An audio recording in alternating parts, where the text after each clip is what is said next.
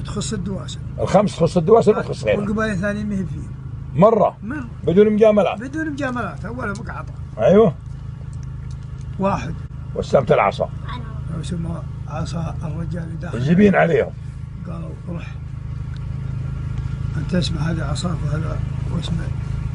الدواسر عليها قبيل كيف خريجتها. الله عرفتوها. وهذه ينجزوا ابن البن. ما يبيعونها لانكسرت. ما يبيعونها. صح. ما وكلها هو اللي وكلها الحوات الغالمة ولا خلاها تموت ما يبيعونها، عيب. هذه ثنتين. ايه اسمعوا السالفة. اسمعوا.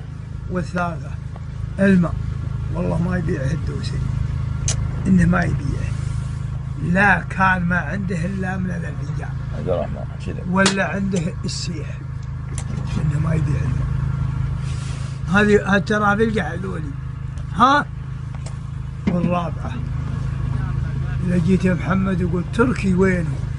ذهب بالرحلات. وأنا قايل من منك؟ قال ما أدري، ما أعرفه. انشد من اللي أنت عينه، أنا ما أعرف بني ما أدري، ما علم العاق يصيره.